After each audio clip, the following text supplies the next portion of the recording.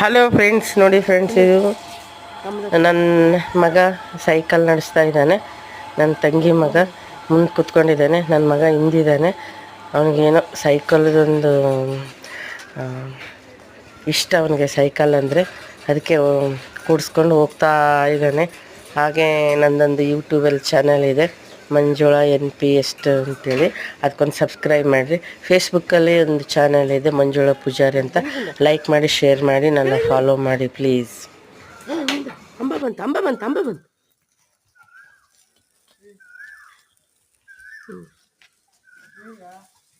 ನಿಧಾನಕ್ಕೆ ಇಳಿಸ್ಲೆ.